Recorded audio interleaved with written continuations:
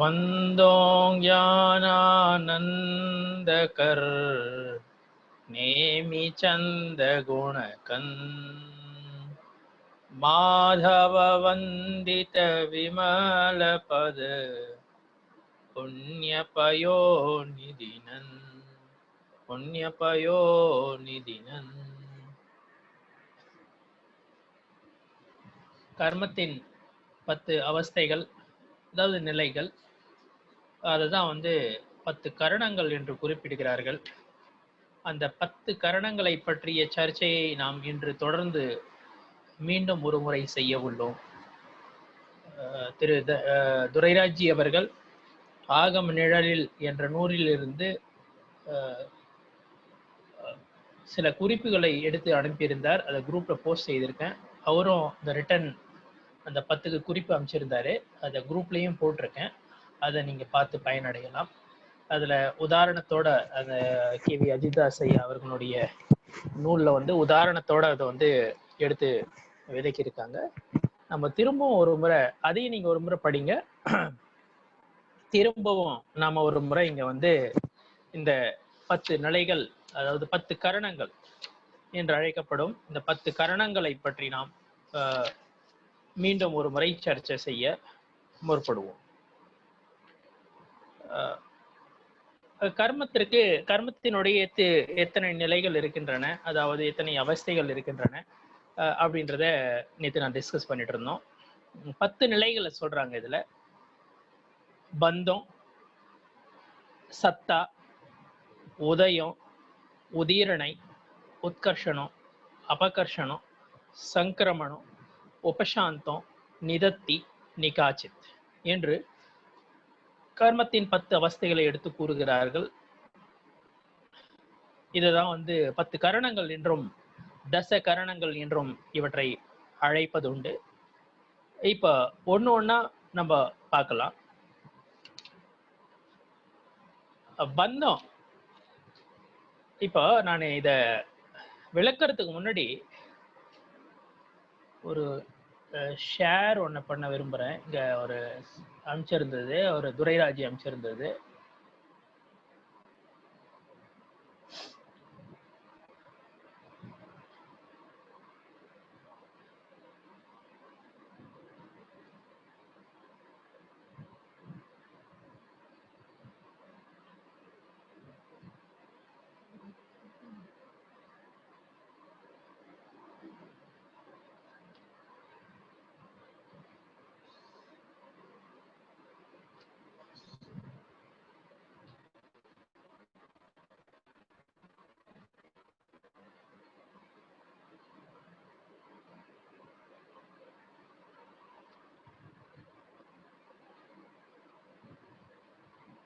நீங்க பாருங்க, ஸ்கிரீன் தெரியுதுங்களா உங்களுக்கு? தெரியுதுங்க. அது பாருங்க, இதை கொஞ்சம் பாருங்க. இதை ஒரு துரைராஜி ஆகம நிழலில் அந்த நூல்ல இருந்து ஒரு எடுத்துக்காட்டுக்காக அமைச்சிருந்தாரு. இதை முதல்ல பார்த்துருங்க, அதுக்கப்புறம் நம்ம அந்த இதுவை பார்க்கலாம். பந்தம், கடைக்காரர் ஒருவர் விற்பனைக்கு வேண்டிய பொருட்களை மொத்தமாக வாங்கி கிடங்கில் வைத்து விடுகிறார். அது பந்தம். ஸ்டோர் ரூம்ல இருக்குது, ஸ்டோர் ரூம்ல வச்சுட்டார், குடோன்ல வச்சுட்டார். அது பந்தம் அப்படின்றதுக்கு எடுத்துக்காட்டா எடுத்துக்கலாம். உதயம் அப்படின்னா என்னது? அவற்றில் சிறிதளவு விற்று விடுகிறார், அது உதயம். சிறிதை விட்டுறார் வெளியே, அதாவது ஸ்டோர் ரூம்ல இருந்து வெளியே போயிடுது, கோடவுன்ல இருந்து வெளியே போயிடுது. சிலதை விட்டுறார், வித்து விடுகிறார். இது இதை உதயத்துக்கு எடுத்துக்காட்டா எடுத்துக்கலாங்க.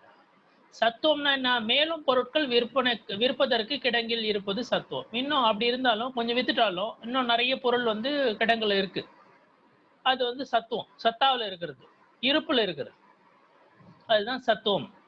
அடுத்தது உபசமம். சந்தையில் விலை குறைந்து விட்டால் பொருட்களை விற்காமல் நிறுத்தி வைப்பது உபசமம். இப்போதைக்கு அவர் விற்கணும்னு நினைச்சா கூட விற்க முடியாது. அது வெளியே பொருளை அவர் வெளியேற்ற முடியாது, அது கிடங்கிலே தான் இருக்கணும். ஏன்னா சந்தையில் சூழ்நிலை சரி கிடையாது. இது உபசமம். உபசமம் அதாவது இப்போதைக்கு பொருள் வெளியே வராது, அவர் நினைச்சா கூட அது வெளியே வராதுன்னு வச்சுங்களேன். அது உபசமத்துக்கு எடுத்துக்காட்டு. உதிரணை, திடீரென விலை உயர்ந்ததால் முன்னதாகவே விட்டு விடுவது. திடீர்னாச்சு விலை உயர்ந்துடுச்சு. அவர் பிளான் பண்ணியிருந்தாரு 4 மாசம் பொறுத்து மழை காலம் பொறுத்து விற்பா அப்படின்னு நினைச்சாரு. ஆனா விலை உயர்ந்த உடனே வந்து அவர் பிளான் பண்ணதுக்கு முன்னாடியே வந்து வித்துடுறாரு. அது வந்து உதிரணை. உதிரணைக்கு எடுத்துக்காட்டு. அபகர்ஷணம். சந்தையில் பொருள் வரத்து அதிகமாவதால் விலை குறைவது அபகர்ஷணம். இதுல வந்து விலை வந்து குறையறதுனால வந்து என்னது, பொருள் வரத்து அதிகமாயிடுச்சு, விலை குறைஞ்சிடுச்சு. இது வந்து அபகர்ஷணம். பொருளோட விலை வந்து அவர் ஷோரூம் வச்சிருக்காரு, ஆனால் பொருளோட விலை வந்து மார்க்கெட் நிலவரத்துக்கு ஏற்ற மாதிரி பொருள் வரத்து அதிகமானதுனால வந்து அதனுடைய விலை குறைஞ்சிடுச்சு. அடுத்தது வந்து உத்கர்ஷணம். சந்தையில் பொருள் வரத்து குறைந்ததால் விலை அதிகமாவது உத்கர்ஷணம். சந்தையில வந்து பொருள் வந்து கம்மியாயிடுச்சு, பொருள் வர்றது வந்து கம்மியாயிடுச்சு, அதனால விலை அதிகமாயிடுச்சு. அபகர்ஷணமும் உத்கர்ஷணமும் பாருங்க. அங்க வந்து என்ன ஆகுது, அபகர்ஷணத்துல என்ன ஆகுதுங்க, பொருள் வரத்து அதிகமாயிடுது, அதனால விலை குறைஞ்சிடுது. இங்க என்ன ஆகுது, பொருள் வரத்து குறைஞ்சிடுது, அதனால விலை அதிகமாயிடுது. இதெல்லாம் எடுத்துக்காட்டு இதுல இருந்து புரிஞ்சுக்கணும். சங்கிரமணம், ஒரு பொருளை கொடுத்து வேறு ஒரு பொருளை வாங்கி வைப்பது சங்கிரமணம் அப்படின்றது எடுத்துக்காட்டா இங்க சொல்றாங்க. அந்த காலத்துல வந்து அந்த பண்ட மாற்று முறை மாதிரி இருந்தது பாருங்க, அந்த போல அது சங்கிரமணம். சேஞ்ச் பண்ணிக்கிறது, எக்ஸ்சேஞ்ச் பண்ணிக்கிறது. ஒரு பொருளை கொடுத்து இன்னொரு பொருளை வாங்குறது. நிதத்தி, பொருள் விற்க வேண்டிய நேரத்திற்கு முன்பே விற்கவில்லை, வேறு ஒன்றாகவும் மாற்றவில்லை, இது நிதத்தி. அதாவது எல்லாமே வந்து சரியான நேரத்தில் தான் நடக்குதுன்னு வச்சுங்களேன். முன்பாகவும் விற்கல, அதுக்கப்புறமும் விற்கல, அப்படிப்பட்ட நிலை எங்க இருக்குதோ அது வந்து நிதத்தி. நிகாச்சித்தம், பொருளை முன்பாகவும் விற்கவில்லை, வேறு பொருளாகவும் மாத்திக்கல, உத்கர்ஷணமும் ஏற்படலை, அபகர்ஷணமும் ஏற்படலை, அதுதான் வந்து நிகாச்சித்தம் அப்படின்றாங்க. இதை வந்து எடுத்துக்காட்டுக்காக இங்க எடுத்து சொல்லியிருக்காங்க. இதை நீங்க ஒரு முறை மீண்டும் படிச்சு பாருங்க. திரும்ப ஒரு முறை இதை பாருங்க. ஒரு பொருளை வந்து ஒரு கடைக்காரர் வாங்கி கிடங்குல வச்சிடுறாரு, அது வந்து பந்தமா எடுத்துக்கலாம். அவரு கொஞ்சம் அதுல வித்துடுறாரு, அதை உதயமா எடுத்துக்கலாம். வித்ததுக்கு அப்புறமும் வந்து பொருள் வந்து இன்னும் கிடங்குல இருக்கு, அவருண்ட இருக்கு, கோடவுன்ல இருக்குது, அதை வந்து சத்துவமா, சத்தா சத்துவம் எல்லாம் ஒண்ணுதாங்க, அப்படி எடுத்துக்கலாம். அடுத்தது உபசமனா என்ன, சந்தையில வந்து பொருள் வந்து பொருளோட விலை வந்து குறைஞ்சிடுச்சு, அதனால இவரும் வந்து விற்காம நிறுத்தி வச்சுன்னு இருக்காரு. அது வந்து உபசமத்துக்கு, அதாவது உதயத்துக்கு வராது, அதுதானே உபசமம். ஸோ இவரும் வந்து நிறுத்தி வச்சிருக்காரு, பொருளை விற்காம நிறுத்தி வச்சிருக்காரு. ஏன்னா சந்தையில சூழ்நிலை சரியில்லை, விலை குறைஞ்சி போயிருக்கு. அது வந்து உபசமத்துக்கு எடுத்துக்காட்டா எடுத்துக்கலாம். உதிரணை, திடீர்னு வந்து ரேட் அதிகமாயிடுச்சு, அதனால அவர் பிளான் பண்ணதுக்கு முன்னாடியே பொருளை வித்துட்டுறாரு, அது வந்து உதிரணைக்கு எடுத்துக்காட்டா எடுத்துக்கலாம். அடுத்தது வந்து அபகர்ஷணம். சந்தையில் என்ன ஆச்சு, பொருள் வந்து அதிகமா வர ஆரம்பிச்சிடுச்சு, அதனால விலை குறைஞ்சிடுச்சு, பொருளோட விலை குறைஞ்சிடுச்சு, அது அபகர்ஷணம். உத்கர்ஷணம் அதுக்கு என்ன எடுத்துக்காட்டு, சந்தையில வந்து பொருள் வரத்து வந்து குறைஞ்சிடுச்சு, அதனால விலை அதிகமாயிடுச்சு. இது ரெண்டும் ஆப்போசிட்டுங்க, அபகர்ஷணமும் உத்கர்ஷணமும். அபகர்ஷணத்துல என்னாச்சு, பொருள் வரத்து குறைஞ்சிடுச்சு, அதனால விலை, பொருள் வரத்து வந்து அதிகமாயிடுச்சு, அதனால வந்து விலை வந்து குறைஞ்சிடுச்சு. அபகர்ஷணத்துல அபகர்ஷணம் டவுன், அப்பனா டவுனுங்க, விலை குறையிறதுங்க. உத்கர்ஷணம்னா ஒத்துனா அப்புங்க, மேல. பொருள் வரத்து வந்து குறைஞ்சிடுது உத்கர்ஷணத்துல, அதனால விலை அதிகமாயிடுது. இது இப்படிப்பட்ட எடுத்துக்காட்டை எடுத்துக்கலாம். சங்கிரமணத்துல என்ன ஆகுது, ஒரு பொருளை கொடுத்து வேறு பொருளை வாங்கிக்கிறது, அது அந்த பண்ட மாற்று முறையெல்லாம் இருந்தது பாருங்க, அதை போல வச்சுக்கோங்க. அடுத்து வந்து நிதத்தி. நிதத்தின்றது வந்து எங்க வந்து சங்கிரமணமும் கிடையாதோ அப்படிப்பட்ட நிலை, சங்கிரமணம் எல்லாம் கிடையாது, உதிரணை சங்கரணம் இல்லை, அப்படின்றதுதான் வந்து நிதத்தி அப்படின்னு பார்த்தோம். அடுத்தது வந்து நிகாச்சித் அப்படின்றத இங்க சொல்லியிருக்காங்க. நிகாச்சித் அப்படின்றது என்ன பண்ணீங்கன்னா, சங்கிரமணம், உதிரணை, உத்கர்ஷணம், அபகர்ஷணம் இது எதுவுமே நிகழாது. இது மேல சொல்லிட்டாங்க இங்க என்னன்றது. பாருங்க, அதாவது நிதத்தில வந்து உதிரணையும் இருக்காது, சங்கிரமணமும் இருக்காது. உதிரணைனா என்ன, சங்கிரமணம்ன்றது மேல நம்ம பார்த்துக்கோம். நிகாச்சத்துல என்ன ஆகும், உதிரணையும் கிடையாது, சங்கிரமணமும் கிடையாது, உத்கர்ஷணமும் கிடையாது, அபகர்ஷணமும் கிடையாது. இப்படிப்பட்ட நிலை. இதை வந்து எடுத்துக்காட்டுல அருமையா எடுத்து உரைத்திருக்கிறாங்க. இதை நீங்க குரூப்லயும் போட்டிருக்கேன், பகிர்ந்திருக்கிறேன். அங்கேயும் நீங்க இதை பார்க்கலாம். அடுத்ததாக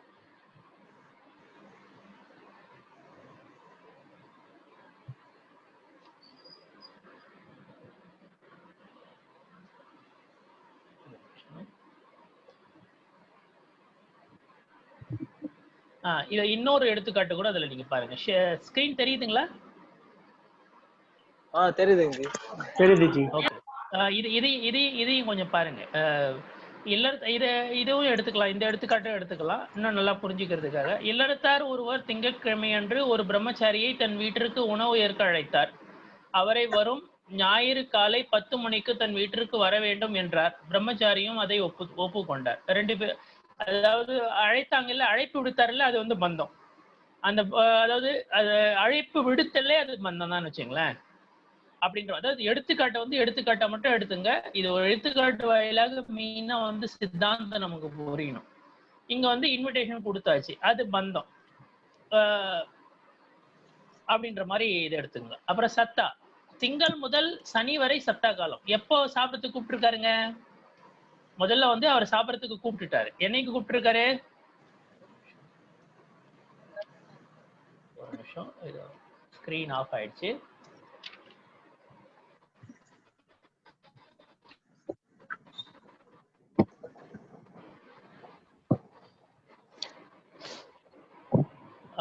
ஞாயிற்றுக்கிழமை சாப்பிடறதுக்கு கூப்பிட்டுருக்காரு. அதாவது அவருக்கு வந்து இன்விடேஷன் கொடுத்துருக்காரு, அழைப்பு விடுத்திருக்காரு. அழைப்பு விடுக்கிறது இருக்கு பாருங்க, அது வந்து பந்தம். அப்புறம் ஞாயிற்றுக்கிழமை தான் வந்து அழைப்பு விடுத்திருக்காரு. திங்கள் இருந்து சனி வரை அந்த அழைப்பு கிடையாது. என்னைக்கு அது வந்து இது வரும்? திங்கள் முதல் சனி வரை அவர் போகக்கூடாது, ஞாயிற்றுக்கிழமை தான் கூப்பிட்டுருக்காங்க. அப்பனா அந்த இன்விடேஷன் வந்து அப்படியே இருக்கும், பெண்டிங்ல இருக்கும்ல. இன்விடேஷனை மார்க் பண்ணி வச்சிருக்காங்க. என்னைக்காக மார்க் பண்ணி வச்சிருக்காங்க? சண்டேவுக்காக மார்க் பண்ணி வச்சிருக்காங்க. ஜி ஸ்கிரீன்ல இல்ல ஜி, நீங்க சொல்ற எக்ஸாம்பிள் ஸ்கிரீன்ல வரல. பழசு தான் வருது. ஆமா, பழசு தான் வருது ஜி. அப்படியா? ஓகே,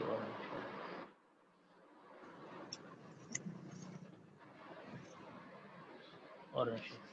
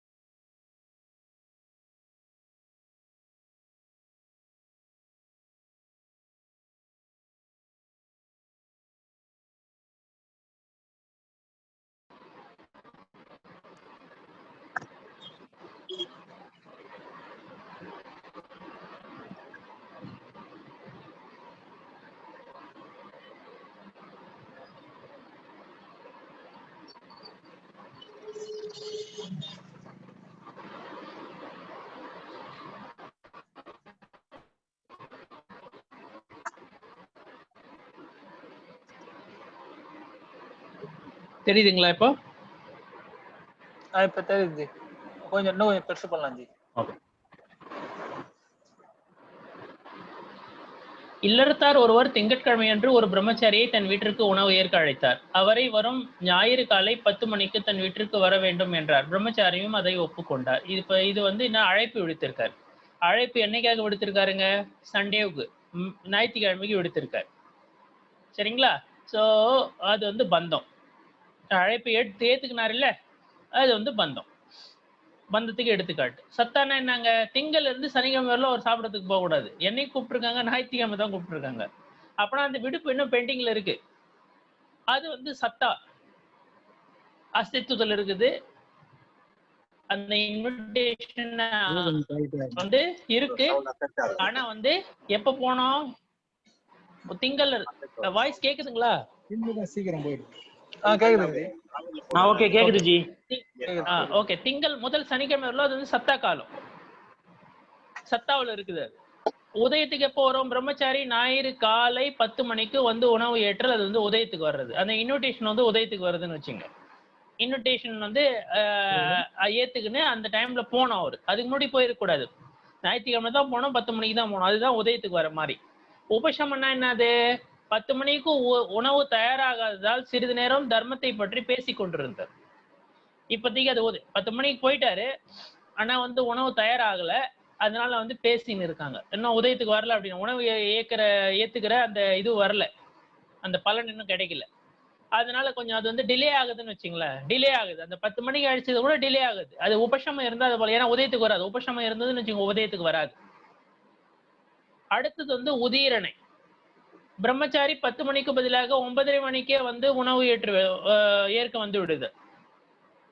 முதல்லயே வந்துடுறாரு, அதாவது கூப்பிடுற டைமுக்கு ஒரு 1/2 மணி நேரம் முன்னாடியே வந்துட்டாரு, இல்ல 10 நிமிஷம் முன்னாடியே வந்துட்டாரு. அது போல அபகர்ஷணம். பிரம்மச்சாரியை ஞாயிற்றுக்கிழமை உணவு ஏற்க அழைத்திருந்தனர். அன்று வீட்டில் ஏதோ தடை ஏற்பட முன்னதாகவே வெள்ளிக்கிழமையை அழைத்தார். முன்னாடி வந்து நீங்க இது பண்ணிடுங்க அப்படின்ட்டு, அது வந்து அபகர்ஷணம். வெள்ளிக்கிழமையை வந்து கூப்பிடுறாங்க சாப்பிட்றதுக்கு, அவர் வந்து ஏத்துக்கிறாரு. உத்கர்ஷணம். வேற ஏதோ காரணமாக ஞாயிற்றுக்கு பதிலாக அடுத்த செவ்வாய்க்கிழமை அழைத்தார். கொஞ்சம் தள்ளி போறது இன்னும், அது வந்து உத்கர்ஷம். தள்ளி போறதுன்னா ஏன்? இந்த உத்கர்ஷணத்துல என்ன ஆகும்? அந்த ஸ்திதி அனுபவம்லாம் அதிகமாகும் இல்ல, தேவ ஆயுள் அதெல்லாம் வந்து அதிகமாகும். அபகர்ஷணத்துல என்ன ஆகும் நம்ம பார்த்தோம்? ஸ்திதி அனுபவம்லாம் குறையும் பார்த்தோம். நரக ஆயுள் வந்து குறையும், அதனுடைய பலன் தரும் தன்மை குறையும். அது வந்து அபகர்ஷணத்துல ஏற்படும். அதனாலதான் அது வந்து ஞாயிற்றுக்கிழமைக்கு பதிலாக அதுக்கு முன்னாடியே வெள்ளிக்கிழமையே வந்து அவர் சாப்பிடுறாரு.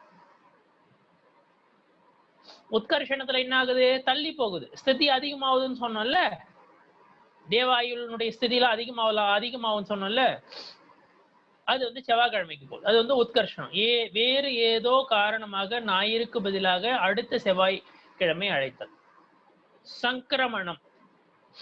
ஞாயிறு அன்று பிரம்மச்சாரி தான் செல்ல இயலாது வேறு ஒரு பிரம்மச்சாரியை உணவு ஏற்க அனுப்பி வைத்தல். இதெல்லாம் ஒரு எடுத்துக்காட்டுக்காக சொல்றாங்க, புரிஞ்சுக்கணும் அப்படின்ட்டு. அவர் ஏத்துக்கல, வேற ஒருத்தர், ஏன்னா வந்து என்னது ஆகார தானம் கொடுக்கணும்னு நினைக்கிறாரு கூப்பிட்டவர், வேற எதுவும் இல்ல. அந்த பிரம்மச்சாரிஜி போக முடியல, அதனால வேற ஒரு பிரம்மச்சாரிஜி அனுப்பிச்சு வச்சாங்க. அப்படி. அடுத்தது வந்து நிதர்த்தி. 10 மணிக்கு முன்பும் வரவில்லை, வேறு ஒருவரையும் அனுப்பவில்லை, சரியான நேரத்தில் வந்து உணவு ஏற்ற, அது வந்து நிதர்த்தி. எந்த ஒரு சேஞ்சும் இல்லைங்க. நிகாச்சித்தம். ஞாயிறு 10 மணிக்கு பிரம்மச்சாரி தானே வருதல், முன்தினமோ அடுத்த நாளோ வராமல் அழைத்த அந்த நாளிலேயே வந்து விடுவது.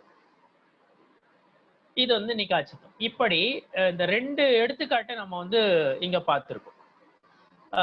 இப்படி இந்த 2 எடுத்துக்காட்டை நம்ம இங்க பார்த்திருக்கோம், சரிங்களா?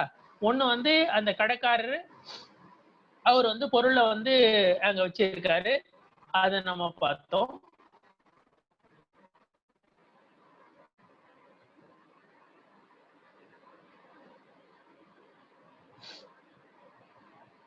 ஒரு நிமிஷம்.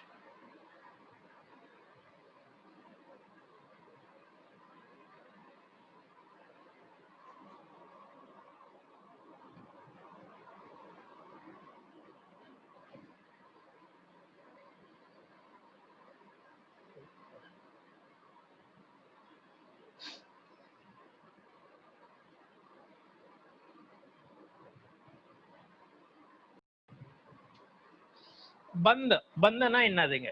முதல்ல வந்து பந்தம், 10 கரணங்கள்ல வந்து முதல் வந்து பந்தம் தாங்க.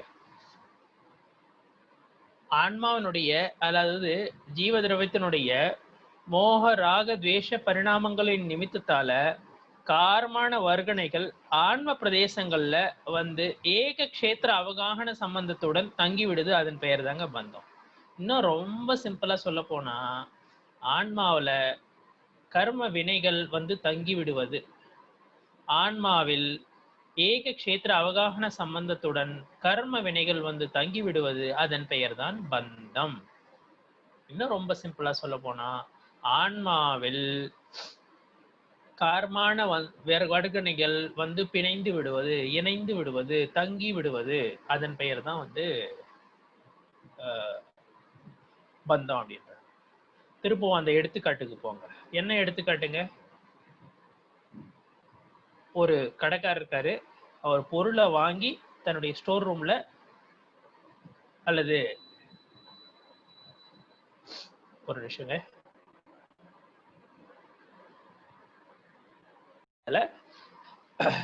பிரகிருதி பந்தம்னா என்னது?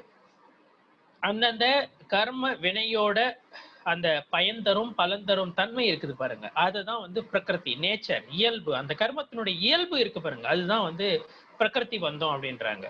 எப்படி வந்து வேப்பங்காயனுடைய டேஸ்ட் வந்து கசப்பா இருக்குமோ அல்லது வெள்ளத்தினுடைய டேஸ்ட் வந்து இனிப்பா இருக்குமோ, அதே போல கர்மங்களுடைய அந்த பலன் தரும் தன்மை அந்தந்த கர்மத்தினுடைய இயல்பு எப்படியோ அதுக்கேற்ற மாதிரி பலன் தரும். ஞானாவரணையும் ஞானம் மறைப்பு பண்ணும், தர்ஷனாவரணையும் தர்ஷனம் மறைப்பு பண்ணும், தர்ஷன மோகனியும் வந்து சம்யுக்த மறைப்பு பண்ணும், நற்காட்சி மறைப்பு பண்ணும். இப்படி அந்தந்த இயல்பு எப்படியோ அதுக்கேற்ற மாதிரி வந்து அந்த மறைப்பை ஆவரணத்தை வந்து அது வந்து ஏற்படுத்துது. ஆவரணத்தை வந்து ஏற்படுத்தினா தடையை வந்து அது ஏற்படுத்துது அப்படின்றத நம்ம புரிஞ்சுக்கணும். இப்படி இது என்ன பண்ணுது அப்படின்னா, இந்த கர்ம வினைகள் வருது பாருங்க, அந்தந்த உத்தர பிரகிருதி, அதாவது மூல பிரகிருத்தியாவோ அல்லது உத்தர பிரகிருத்தியாவோ பந்தம் ஆகுறதுதான் பிரகிருதி பந்தம் அப்படின்னுவாங்க. கர்மம் பந்தம் ஆகுது. முதல்ல வந்து ஆன்ம பிரதேசத்துல வந்து கர்ம பந்தம் ஆகுது ஃபர்ஸ்ட். செகண்ட் பாயிண்ட், பிரகிருதி பந்தத்துல என்ன புரிஞ்சுக்கணும் அப்படின்னு பாத்தீங்கன்னா, அந்தந்த பிரகிருதியா பந்தம் ஆகுது, அல்லது அந்தந்த மூல பிரகிருத்தியாவோ அல்லது உத்தர பிரகிருத்தியாவோ. மூல பிரகிருதி 8ங்க, உத்தர பிரகிருதி அதனுடைய உட்பிரிவுகள் 148ங்க. மூல பிரகிருதிகளாகவோ உத்தர பிரகிருதிகாவோ பந்தம் ஆகுது பாருங்க, அதுதான் வந்து பிரகிருதி பந்தம் அப்படின்னு. ஞானாவரணியமா பந்திக்குது, அல்லது தர்ஷனாவரணியமா பந்திக்குது, அல்லது மோகனியமா பந்திக்குது, வேதனையமா பந்திக்குது, அந்தராயமா பந்திக்குது பாருங்க, அதுதான் வந்து பிரகிருதி பந்தம் அப்படின்னு. அந்தந்த பிரிவுகளாகவோ, அதாவது மூல பிரகிருத்தியாவோ அல்லது உத்தர பிரகிருத்தியாவோ. மூல பிரகிருதின்றது வந்து மெயின் பிரிவு 8, உத்தர பிரகிருதின்றது வந்து 148 உட்பிரிவு. இப்படி அந்த கர்ம பிரகிருதிகளாக, மூல பிரகிருதிகளாக அல்லது உத்தர பிரகிருதிகளாக பந்திக்கிறது இருக்கு பாருங்க. இன்னும் சொல்ல போனா, ஒரு ஸ்டோர் ரூம்ல வந்து ஒரு கடைக்காரர் வந்து பொருளை வாங்கி வைக்கிறார். அதுல வந்து மளிகை சாமான்லாம் ஒரு பக்கமா வைக்கிறாரு, சோப்பு, டிடர்ஜென்ட் அதை போல பொருள்லாம் ஒரு பக்கமா வைக்கிறாரு. இன்னொன்னு வந்து எண்ணெய் ஐட்டம் அது போல அதெல்லாம் தனி வைக்கிறாரு, டீ தூள் ஐட்டம் அதெல்லாம் தனி வைக்கிறாருன்னு வச்சுங்க. அதே போல பசங்களுக்கு உண்டான சாப்பிட்ற தின்பண்டம்லாம் தனி வைக்கிறாருங்க. அதே போல ஒரு ஸ்டோர் ரூமுக்குள்ள தனி வைக்கிறோம் பாருங்க. உள்ளதான் இருக்குது, ஸ்டோர் ரூமுக்குள்ளதான் இருக்குது, பந்தம் ஆன்மாவிலதான் இருக்குது. அது வந்து ஆன்மாவில பந்தம் இருக்கும் போதும் அது வந்து அந்த பிரகிருதி, அந்தந்த பந்தம் வந்து அந்தந்த பிரகிருத்தியா தான் பந்திக்குது. ஞானாவரணை பிரகிருத்தியா பந்திக்கிறது.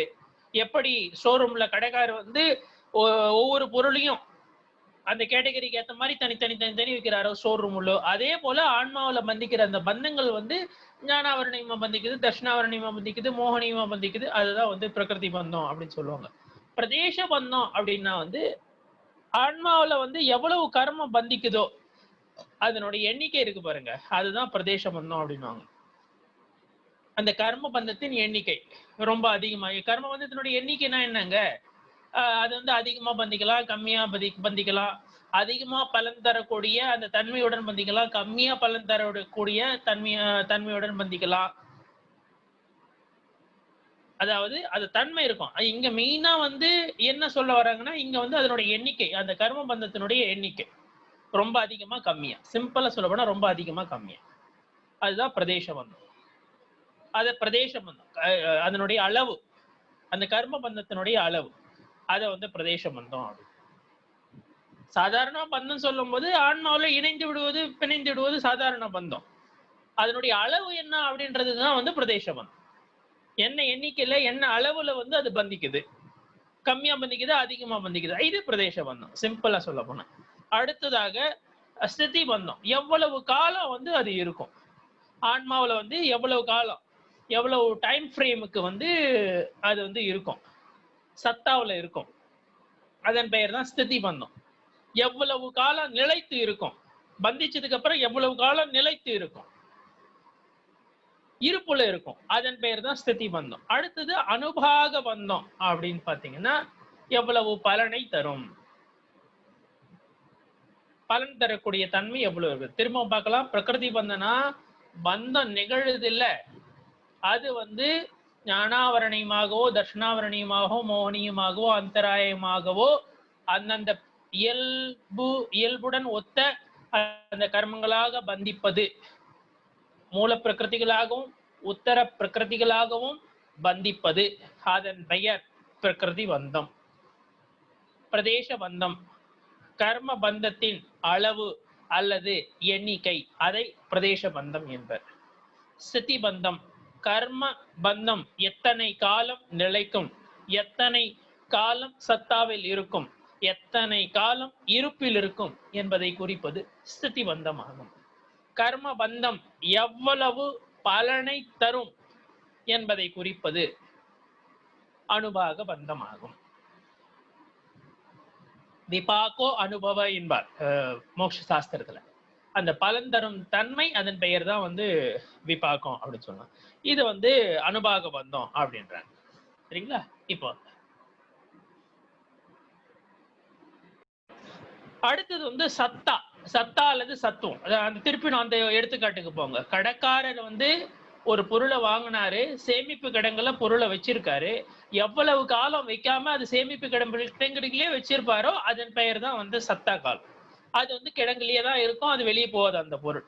அது அது அதை எடுத்துக்காட்டா எடுத்துங்க. இங்க என்ன ஆக பாருங்க, ஒரு பொருள், அதாவது கர்ம வினை வந்து பந்திக்குது. அது வந்து அது உதயத்துக்கு வர்றதுக்கு முன்னாடி, உதயத்துக்கு எப்போ வரணும் அதுக்கு முன்னாடி வந்து அது பந்தத்துலதான் இருக்கும், பந்திச்சு இருக்கும். அதுதான் வந்து சத்தா காலம், ஆபாத காலம் அப்படின்னு சொல்லுவாங்க. सत्ता सत्तदल अनेक समयों में बंधे हुए कर्मों का विवक्षित काल तक जीव के प्रदेशों के साथ अस्तित्व होने का नाम सत्व अथवा सत्ता है. நிறைய கர்மங்கள் பந்திக்குது, அது வந்து உதயத்துக்கு வர்றதுக்கு முன்னாடி ஆன்மாவனோட தான் பிணைஞ்சு இருக்குது. ஒரு குறிப்பிட்ட கால அளவுக்கு ஆன்மாவில பிணைஞ்சு இருக்குது. அந்த குறிப்பிட்ட கால அளவிற்கு ஆன்மாவுடன் பிணைந்து இருக்குது பாரு, அதுதான் சத்தா அப்படின்னு சொல்லுவாங்க. அல்லது உதயத்துக்கு வர்றதுக்கு முன்னாடி அது ஆன்மாவுடன் பிணைந்து இருக்கிறது. பந்தம் ஏற்பட்டதுல இருந்து உதய நிகழற வரலும் அது வந்து சத்தாவில் இருக்குது. அது ஆபாத காலம். அதுதான் வந்து சத்தா அல்லது சத்துவம் என்று அழைப்பர். ஒரு கடைக்காரர் ஒரு பொருளை வாங்கினாரு, சேமிப்பு கிடங்குல வச்சிருக்காரு, அவர் இன்னும் விற்க ஆரம்பிக்கல. விற்க ஆரம்பிக்கிறதுக்கு முன்னாடி வரல, அது சேமிப்பு கிடங்குல தான் இருக்குது. அது வந்து சத்தாவுக்கு எடுத்துக்காட்டா நம்ம எடுத்துக்கலாம். அடுத்ததாக பாருங்க, உதயம் அப்படின்னா என்ன? உதயன்றது ஒரு கடைக்காரர் அதையே அது சேமிப்பு கிடங்குல வந்து பொருளை வந்து சேமிச்சு வச்சிருக்காரு, அதை வந்து பொருளை விற்க ஆரம்பிக்கிறார், அதுதான் உதயம். அதே போல ஆன்மாவில கர்ம பந்தம் வந்து ஏற்பட்டிருக்கு, கர்ம பந்தம் இருக்குது, கர்ம பந்தம் இருக்கிறது, அதாவது கர்மம் வந்து பந்திச்சு இருக்குது, அது பலனை தர ஆரம்பிக்குது பாருங்க, அதுதான் உதயம் அப்படின்னு சொல்லுவாங்க. பலனை தர ஆரம்பிக்காத வரலும் அது இருப்புல இருக்குங்க, அதுதாங்க சத்தா அப்படின்னு சொல்லுவோம். எப்படி பொருளை கடைக்காரர் வந்து சேமிப்பு கிடங்குல வச்சிருக்காரு விற்காம, அடுத்தது விற்க ஆரம்பிச்சிட்டாருன்னா அவருக்கு பலனை தர ஆரம்பிச்சிடுது, அவருக்கு வந்து லாபம் கிடைக்குது. அதே போல கர்ம வினை இருப்புல இருந்தது பாருங்க, அது ஆபாத காலம் முடிஞ்ச உடனே அது வந்து பலனை தர ஆரம்பிச்சிடுது. அதுதான் அந்த பலனை தர ஆரம்பிக்கிற காலம் இருக்கு பாருங்க, அதுதான் உதயம் என்று. ஒருவருக்கு மனித பிறவியில் இருக்கும் பொழுது அடுத்த ஆயுள் கட்டுகிறது, தேவ ஆயுள் கட்டுகிறது. கட்டினதுக்கு அப்புறம் மனுஷ பிறவில தான் இருக்கிறார். அந்த தேவ ஆயுள் இருப்புல இருக்குது. இந்த உடலை விட்ட உடனே அவர் தேவ ஆயுளுடைய உதயம் அவருக்கு ஏற்படும். இந்த மனுஷ பிறவியில் இருக்கும் பொழுதே அது 2/3 இருக்கு சொல்ல கூட கட்டியிருக்கலாம், 2/3 இன்னும் மிச்சம் இருக்கிற இந்த ஆயுள் இருக்குது, அப்ப கூட வந்து அடுத்த பவத்தினுடைய ஆயுள் கட்டியிருக்கலாம். ஆனா அது இந்த இருப்புல தான் இருக்கும். ஏன்னா இப்பத்திக்கு மனுஷ ஆயுள் உதயத்துல இருக்குது, அதனால தேவ ஆயுள் உதயத்துக்கு வராது. தேவ ஆயுள் கட்டிடுச்சு, ஆனா இந்த மனித பிறவியில் இருக்கிறவர்களும் மனித உடலுடன் இருக்கிறவர்களும் அது வந்து உதயத்துக்கு வர அந்த தேவாயுள் கட்டிச்சு பாருங்க. அந்த நேரத்துல இருந்து அது உதயத்துக்கு எப்போ வருமோ அது வரலும் அது வந்து அதனுடைய சத்தா காலம். எப்ப தேவகதிக்கு இந்த உயிர் போயிடுதோ, மனுஷ கதியை விட்டு தேவகதிக்கு போயிடுதோ, அப்போ வந்து தேவாயுள் உதயத்துக்கு வந்துடுச்சு அப்படின்னு அர்த்தம். அப்படின்னா இதனுடைய சத்தா காலம் முடிஞ்சிடுச்சு அப்படின்னு அர்த்தம். சத்தான்றது வந்து இருப்புல இருக்கிறது, உதயன்றது வந்து பலனை தர ஆரம்பிக்கிறது. சத்தான்றது வந்து கிடங்குல வந்து பொருள் இருக்கிறது. உதயன்றது அவர் விற்க ஆரம்பிச்சோடனே அவருக்கு வந்து பலனை தர ஆரம்பிச்சிடுது, அவருக்கு லாபத்தை கொடுக்க ஆரம்பிச்சு. இதுதான் சத்தா உதயம். அந்த சத்தா காலம் இருக்க பாருங்க, அது ஆபாத காலம் அப்படின்னா எந்த ஒரு பாதையும் கொடுக்கறது இல்லை, அதாவது பலனை தர்றது இல்லை. அதுதான் ஆபாதா காலம். பாதைன்னா வந்து ஹர்டல், அதாவது எந்த ஒரு தடையும் அது ஏற்படுறது இல்லை அப்படின்னு அர்த்தம். ஆபாத காலத்துல அந்த சத்தாவில் இருக்கிற நேரத்துல அது உதயத்துக்கு வர்றது கிடையாது, பலனை தர்றது கிடையாது. அதனாலதான் அந்த சத்தால இருக்கிற காலத்தை வந்து ஆபாத காலம் அப்படின்னு, ஆபாத காலம் என்ற சொல்லை வந்து பயன்படுத்துவார்கள். அடுத்தது வந்து உதீரணை. இதுவரை என்ன பார்த்திருக்கோங்க? பந்தம் பார்த்திருக்கோம், பந்தத்துக்கு அப்புறம் சத்தா பார்த்திருக்கோம், அப்புறம் உதயம் பார்த்திருக்கோம். 3 பார்த்திருக்கோம். உதிரணை அடுத்தது 4வதாக உதிரணை என்பதாகும். உதீரணன்னா என்ன அதுங்க? ஒரு ஜீவனுக்கு வந்து கர்ம பந்தம் ஏற்பட்டுருச்சு, கர்ம பந்தம் ஏற்பட்டிருக்கு. அந்த ஜீவனுடைய பரிணாமங்களுடைய நிமித்தத்தால அந்த கர்ம வினையினுடைய சத்தா காலம் இருந்தது பாருங்க, இருப்பு இருந்தது பாருங்க. அதற்கு முன்னாடி இருப்பு காலம் முடியறதுக்கு முன்னாடியே அது பலனை தர ஆரம்பிச்சிடுச்சுன்னா அதன் பெயர் உதீரணை என்று கூறுகிறோம். சத்தா காலம் முடிவதற்கு முன்பாகவே அது பலனை தர ஆரம்பிச்சு. திருப்போம் அங்க போங்க, அந்த எடுத்துக்காட்டுக்கு போங்க. ஒரு கடைக்காரரு பொருளை வாங்கினாரு, சேமிப்பு கிடங்குல வந்து குவிச்சு வச்சாரு. ஒரு பர்டிகுலர் 4 மாசத்துக்கு அப்புறம் தான் இதை விற்க போறேன் அப்படின்னு பிளான் பண்ணி இருந்தாரு. ஆனா 2 மாசத்துல மார்க்கெட்ல அந்த பொருளோட ரேட்டு ரொம்ப அதிகமா கூடிடுச்சு. அதனால அவர் பிளானை சேஞ்ச் பண்ணி அவர் வந்து அது சமயத்துக்கு முன்னாடியே அந்த 4 மாசம் உள்ள வச்சிருந்து மழை காலம் முடிஞ்ச உடனே விற்பன்னு நினைச்சார். அப்படிதான் பிளான் பண்ணி வாங்கினாரு. ஆனா 2வது மாசமே அதை வித்துடுறாரு. இங்க இதுல ஒண்ணே ஒண்ணு மட்டும் ஞாபகம் வச்சுங்க, இந்த சத்தா காலம் முடியறதுக்கு முன்னாடியே, கர்மத்தினுடைய ஸ்திதி முடியறதுக்கு முன்னாடியே, இருப்பு முடியறதுக்கு முன்னாடியே அது பலனை தர ஆரம்பிச்சிடுச்சது, அது உதயத்துக்கு வர ஆரம்பிச்சிடுச்சது. அதுதான் உதீரணை என்று கூறுகிறார்கள். எப்படி கடைக்காரர் வந்து அவரே வந்து 2வது மாசத்துல வித்துடுறாரோ, அதே போல இங்க உதிரணை நான் நினைச்சா நான் உதிரணை பண்ணிக்க முடியும், நாம நினைச்சாலும் நிகழாதுங்க. இதெல்லாம் தானாக நிகழும். அதாவது அப்கோர்ஸ் இதுல வந்து ஜீவனுடைய பரிணாமங்கள் வந்து கண்டிப்பாக நிமித்தமா அமைகின்றன. ஆனா நாம நினைச்சா நம்ம உதிரணை பண்ணுங்க முடியும். ஸ்திதி முடியறதுக்கு முன்னாடியே, இருப்பு காலம் முடியறதுக்கு முன்னாடியே நம்ம அது உதயத்துக்கு கொண்டு வர முடியும். எப்படி கடைக்கார் பொருளை வித்துடுறாரோ, தான் நினைச்சா 2வது மாசத்துலயே வித்துடுறாரோ, அதே போல நாம நினைச்சா நம்ம உதிரணை பண்ணிக்கலாம் அப்படின்னு கிடையாது.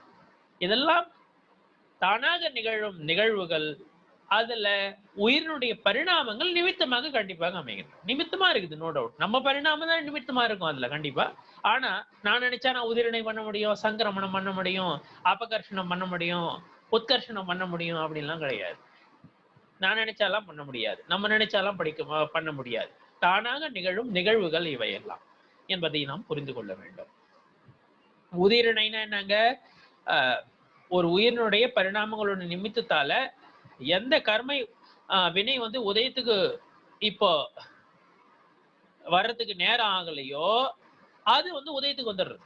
அதன் பெயர் தான் வந்து இத வந்து அகால பாக்கம் அப்படின்னு சொல்லுவாங்க. காலத்திற்கு முன்பாகவே, நேரத்திற்கு முன்பாகவே பலனை தர ஆரம்பிச்சிடும். இன்னும் சிம்பிளா சொல்ல போனா, ஒருத்தர் வந்து ஒரு பாலிசி எடுக்கிறாருன்னு வச்சுக்கோங்க, எல்ஐசி பாலிசி எடுக்கிறாருன்னு வச்சுக்கோங்க. எல்ஐசி பாலிசி 2 இதுக்காக எடுத்துக்கலாம். ஒண்ணு வந்து நான் இறந்துட்டா என் குடும்பத்தாருக்கு வந்து அது அந்த அமௌண்ட் வந்து துணையான இருக்கும், அந்த சம் அஷ்யூர்டு பணம் இருக்கு பாருங்க, எவ்வளவு லட்சத்துக்கு போட்டாரோ அது கிடைக்கும் அப்படின்ட்டு போடுறாரு. அது அந்த டேர்ம் அந்த முடிஞ்சதுன்னு வச்சுங்க, அந்த பிரீமியம் டென்யூர் முடிஞ்சதுன்னு வச்சுங்க, 20 வருஷத்துக்கு போட்டிருந்தாருன்னு வச்சுங்க, அது 20 வருஷத்துக்கு முடிஞ்ச உடனே அவர் பிரீமியம் கட்டி முடிச்ச உடனே அவருக்கு வந்து அந்த மெச்சூரிட்டி பணம் கிடைக்கும். அது போனஸா கூட என்னவோ அது கிடைக்கும்னு வச்சுங்க. அது ஒண்ணு, அது நிலை ஒண்ணுங்க. இன்னொன்னு பாத்தீங்கன்னா, அவர் 20 வருஷத்துக்கு அப்புறம் வந்து எனக்கு கொஞ்சம் ஒரு பல்கா அமௌண்ட் வரும் அப்படின்னு நினைச்சிட்டு இருக்காரு. ஆனா அதுக்கு முன்னாடியே அவர் இறந்துடுறாரு. 10 வருஷத்துலயே அவர் இறந்துடுறாருன்னு வச்சுங்க. அப்போ அவன் எல்ஐசிக்காரன் என்ன பண்றான், அந்த பணத்தை எடுத்துன்னு வந்து கொடுத்துட்றான். இது என்ன ஆகுது, அது முன்னாடியே வந்து அதன் பலனை கிடைச்சதுல அதை சொல்றேன். எக்ஸாம்பிளா மட்டும் எடுத்தீங்க, சில நேரங்கள்ல வந்து கரெக்டா பொருந்தாது. இப்படி இதை நீங்க புரிஞ்சுக்கலாம். இதுதான் வந்து உதிரணை என்று கூறுவார்கள். அந்த உதய காலம் வரல, அந்த பலனை தரும் காலம் வரவில்லை, இருந்த போதிலும் அதற்கு முன்பாகவே அது பலனை தர ஆரம்பித்து விடுகிறது. அதை தான் உதிரணை என்று கூறுவார்கள். அதனாலதான் இது அகால பாக்கம். கால பாக்கம் கிடையாது, காலம் வந்ததுக்கு அப்புறம் பலனை தரது கிடையாது, காலம் வர்றதுக்கு முன்னாடியே பலனை தராது. அதனாலதான் அகால பாக்கம் அப்படின்னு கூட இதை சொல்லுவாங்க. அடுத்ததாக உத்கர்ஷனம். உத்கர்ஷனம்னா என்னங்க, இப்போ ஒரு கடைக்காரு, திரும்ப அதே எக்ஸாம்பிளுக்கு வாங்க. ஒரு கடைக்காரு ஒரு பொருளை வந்து வாங்கி வச்சாரு. ஒரு குறிப்பிட்ட காலத்துக்கு அப்புறம் நான் விற்க போறேன்னு நினைச்சாரு. ஆனா மார்க்கெட்ல அந்த பொருளோட வரத்து குறைஞ்சிடுச்சு. அதனால ரேட் ரொம்ப அதிகமா வந்து ஹைக் ஆயிடுச்சு. ரேட் வந்து ரொம்ப அதிகமா ஆயிடுச்சு. அதனால இப்ப வித்தா ரொம்ப பலன் கிடைக்கும் அப்படின்ட்டு அவரு பிளான் பண்ணதுக்கு முன்னாடியே அந்த பொருளை வித்துடுறாரு. அதுதான் வந்து உத்கர்ஷணத்துக்கு எக்ஸாம்பிள். முன்னாடியே விற்கிறது வந்து அப்கோர்ஸ் சாரி முன்னாடியே விற்கிறது வந்து அபகர்ஷணத்துக்கு எடுத்துக்கலாம். நம்ம அபகர்ஷணம் முன்னாடியேன்றது அபகர்ஷணம் முன்னாடியேங்க, சரிங்களா? முன்னாடியே வந்து அபகர்ஷணத்துக்கு எக்ஸாம்பிளா எடுத்துக்கலாம். ஆனா ஒருத்தர் ஒரு பொருளை விற்கிறாரு, அவரு ஏதோ ஒரு காரணத்திற்காக அந்த குறிப்பிட்ட நேரத்திற்கு அவர் விற்கலாம்னு நினைச்சாரு. ஆனா விற்காம அதை இன்னும் தள்ளி போடுறாரு. அதை வந்து உத்கர்ஷணம் அப்படின்னு சொல்றோம். ஏன்னா உத்கர்ஷணத்துல என்ன ஆகுதுங்க, அதனுடைய ஸ்திதியும் அனுபாகமும் குறையுதுங்க. ஞாபகம் வச்சுங்க. ஏன் இது எக்ஸாம்பிள் கரெக்டா பொருந்தணும். அபகர்ஷணத்துல கர்ம வினையோட ஸ்திதி இருப்பு பிளஸ் அனுபாகம் பலன் தரும் தன்மை ரெண்டும் வந்து குறையும் அபகர்ஷணத்துல. உத்கர்ஷணத்துல என்ன ஆகும், ரெண்டும் அதிகமாகும். ஸ்திதியும் அதிகமாகும், இருப்பும் அதிகமாகும், பலன் தரும் தன்மையும் அதிகமாகும். ஒருத்தர் 4 மாசம் பொறுத்து விற்பன்னு நினைச்சாரு, ஆனா 2வது மாசத்திலேயே வித்துட்டாரு. ரொம்ப அதிக விலைக்கு வித்தாரு, டைமுக்கு முன்னாடியே வித்தாரு. இத வந்து அபகர்ஷணத்துக்கு எடுத்துக்காட்டா எடுத்துக்கலாம் நம்ம. அப்புறம் உத்கர்ஷணத்துக்கு எடுத்துக்காட்டா எப்படி எடுத்துக்கலாம், ஒருத்தர் 4 மாசம் பொறுத்து வைப்பேன், ஒரு பொருளை விற்பேன் அப்படின்னு பிளான் பண்ணாரு. ஆனா 6 மாசம் பொறுத்துதான் அவர் விற்கிறாரு. ஆனா அதனுடைய பலன் பாத்தீங்கன்னா ரொம்ப ரொம்ப அதிகம். அது 2 மாசத்துல வித்திருந்தாலும் அவ்வளவு கிடைச்சிருக்காது, 4வது மாசத்துல வித்திருந்தாலும் அவ்வளவு கிடைச்சிருக்காது, 6வது மாசத்துல விற்கிறதுனால அவ்வளவு லாபம் கிடைக்கும். அது வந்து உத்கர்ஷணத்துக்கு எடுத்துக்காட்டா எடுத்துக்கலாம். பாருங்க, उत्कर्षण अपकर्षण जीव के परिणामों का निमित्त पाकर कर्म की स्थिति अनुभाग के घटने को ஸ்திதியும் அனுபாகமும் குறையுது. கர்ம வினைகளோட ஸ்திதியும் அனுபாகமும் குறையுது. அதன் பெயர் வந்து அபகர்ஷணம். இன்னும் சொல்ல போனா அந்த முன்னாடி விற்கிறாரு பாருங்க, முன்னாடி அதாவது 4 மாசத்துல விற்க வேண்டிய பொருள் வந்து 2வது மாசத்துலயே விற்கிறாரு பாருங்க, அதுல அவருக்கு லாஸ் கூட ஏற்படலாம். ஏன்னா அனுபாகம் குறையுது அப்படின்றாங்களா, லாஸ் கூட ஏற்படலாம். அது லாஸ் ஏற்படும் வச்சுங்களேன், அங்க லாஸ் ஆகுது. அபகர்ஷணத்துல என்ன ஆகுது, தள்ளி விற்கிறாரு, அவர் பிளான் பண்ணதை விட தள்ளி விற்கிறாரு. அதாவது நேரத்தை நான் சொல்றேன், 4 மாசத்துக்கு பதில் 6 மாசத்துல விற்கிறாரு, பலன் தரும் தன்மை அதிகமாகுது. அவருடைய லாபம் பாத்தீங்கன்னா ரெட்டிப்பாகுது, அல்லது இன்னும் 5 மடங்கு 6 மடங்கா கூட ஆகுதுன்னு வச்சுங்க. அபகர்ஷணத்துல என்ன ஆகுது, ஜீவனுடைய பரிணாமங்களோட நிமித்தத்தால கர்மத்தினுடைய ஸ்திதியும் அனுபாகமும் குறையுதுங்க. இதுல என்ன ஆகுதுங்க, உத்கர்ஷணத்துல என்ன ஆகுதுங்க, ஜீவனுடைய பரிணாமங்களோட நிமித்தத்தால கர்மத்தினுடைய ஸ்திதியும் அனுபாகமும் அதிகமாகுதுங்க. இப்படி நம்ம இதுவரையிலும் என்ன பார்த்திருக்கோம் அப்படின்னு பாத்தீங்கன்னா, பந்தம், பந்தத்துக்கு அப்புறம் நம்ம பார்த்தது வந்து சத்துவம் அல்லது சத்தான்னு வச்சுக்கோங்க. பந்தம், சத்தா, அப்புறம் உதயம், உதிரணைக்கு அப்புறம் உத்கர்ஷனம், அபகர்ஷனம். இது வரலாம் நம்ம பார்த்திருக்கோம். அடுத்தது சங்கிரமணம். அடுத்தது சங்கிரமணத்தை பாக்குறேங்க. சங்கிரமணம் என்னது?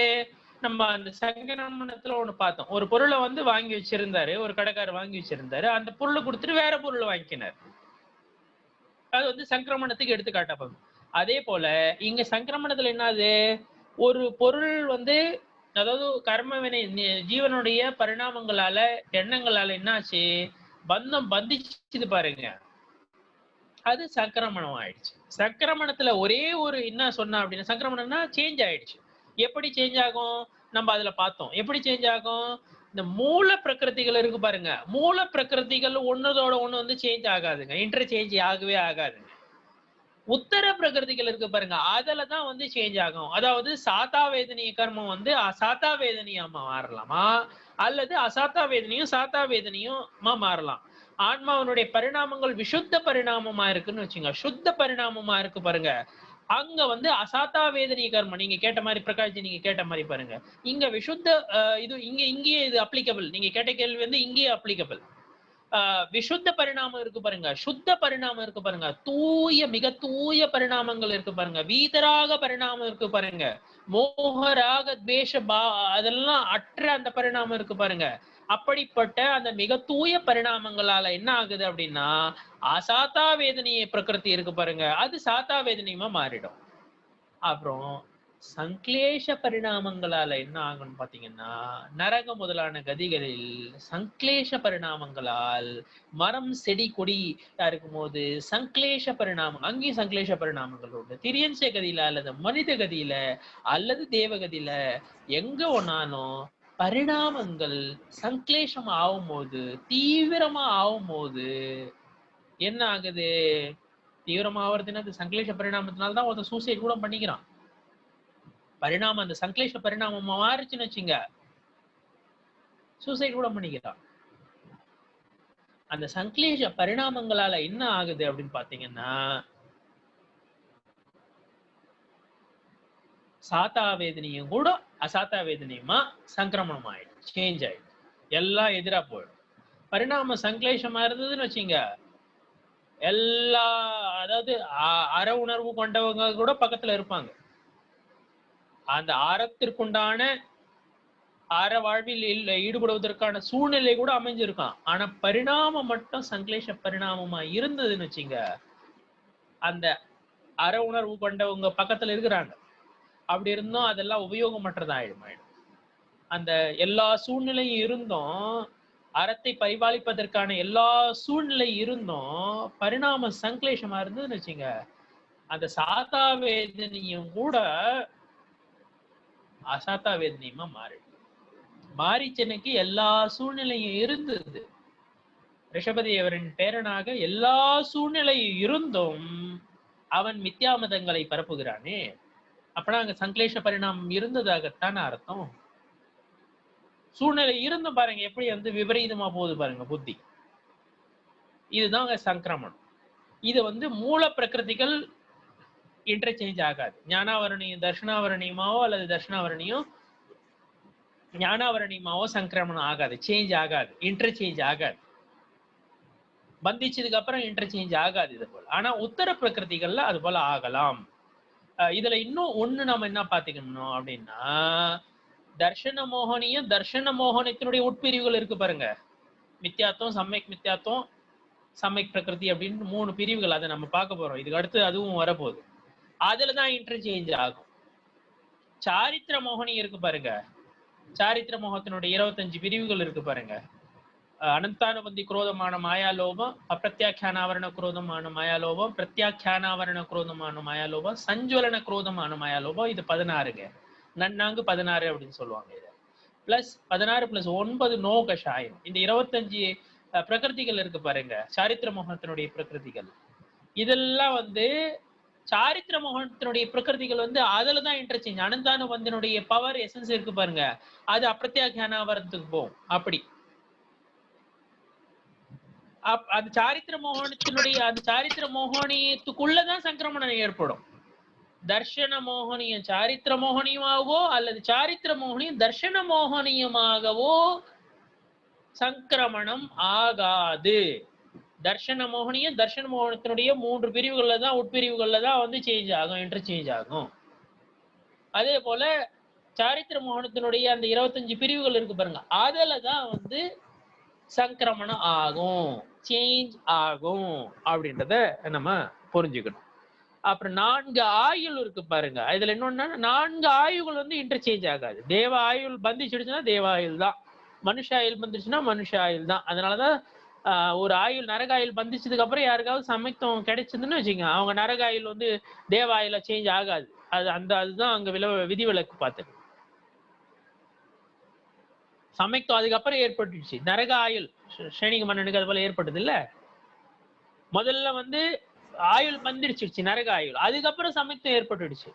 அதனுடைய பலன் தரும் தன்மை தான் கம்மியாச்சு தவிர நரக ஆயுள் வந்து சேஞ்ச் ஆயிடாது. மனுஷ ஆயுளாவோ அல்லது தேவ ஆயுளாவோ சேஞ்ச் ஆகாது. இந்த 4 ஆயுள்ல வந்து இன்டர்சேஞ்ச் ஆகாது. எது பந்திச்சுதோ அதுதான் போய் ஆகணும். இப்படிப்பட்ட 1, 2 இதெல்லாம் சொல்லி இருக்கிறாங்க. அந்த சங்கிரமணம் எதுக்கு நிகழாது, எங்க நிகழும், உத்தர பிரகிருதிகள்ல மட்டும்தான் நிகழும். அந்த உத்தர பிரகிருதிகள்ல கூட தர்ஷன மோகனியும் சாரித்திர மோகனியமாவோ சாரித்திர மோகனியும் தர்ஷன மோகனியமா மாறாது.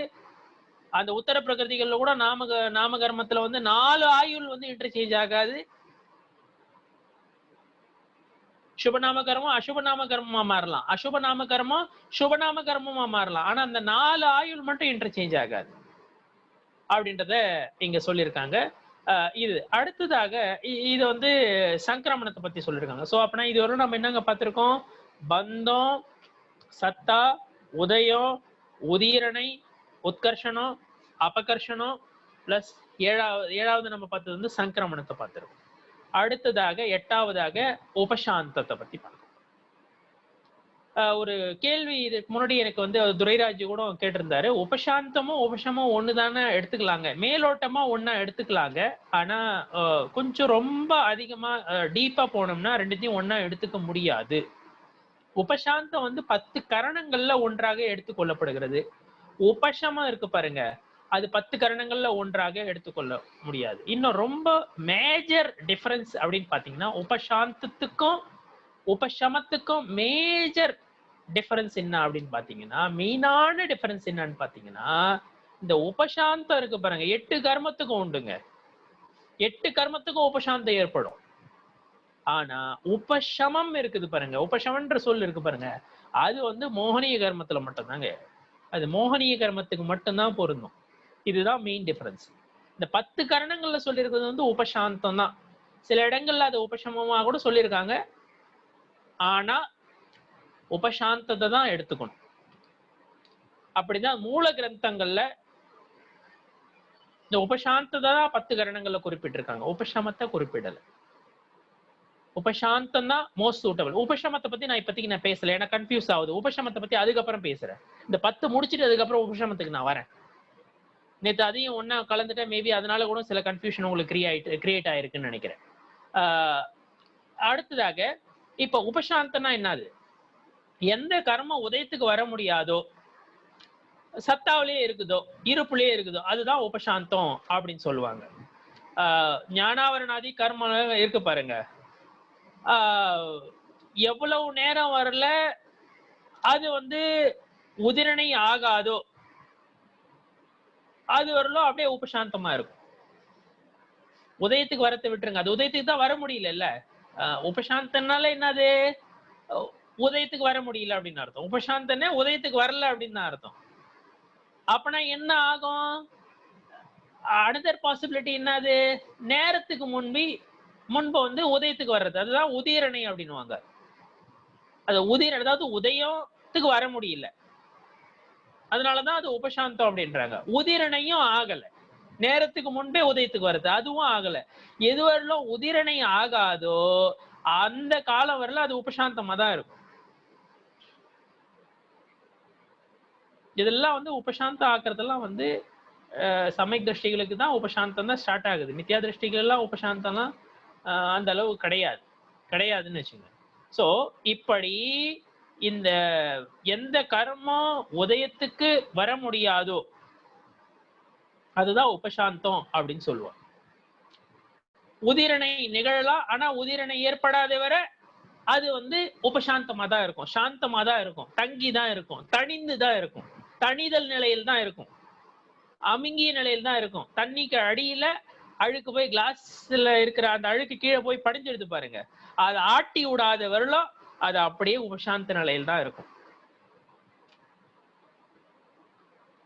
இதுதான் வந்து உபசாந்தம் சொல்லுவாங்க. ஸோ கர்ம வினைகள் எது வந்து உதயத்துக்கு வர முடியலையோ அதுதான் உபசாந்தம் அப்படின்னு சொல்லுவாங்க. உபசாந்த கரணம் 10 கரணங்கள்ல உபசாந்த கரணத்தை எடுத்து சொல்லியிருக்காங்க. இது 8 கர்மங்களுக்கும் பொருந்தும். கர்மம் உதயத்துக்கு வர முடியல, கீழே தங்கி இருக்குது அப்படின்றது 8 கர்மத்துக்குமே பொருந்துங்க.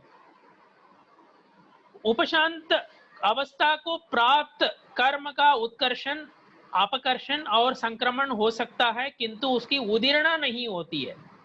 இங்க பாருங்க, உபசாந்த நிலையில இருக்கிற கர்மம் இருக்கு பாருங்க, ஸ்திதியில இருக்கிறதுக்கு வந்து பாருங்க, எந்த கர்மம் ஸ்திதியில இருக்குதோ அதுக்கு உத்கர்ஷணமும் ஏற்படலாம், அபகர்ஷணமும் ஏற்படலாம், சங்கிரமணம் ஏற்படலாம், உதிரணையும் ஏற்படலாம்.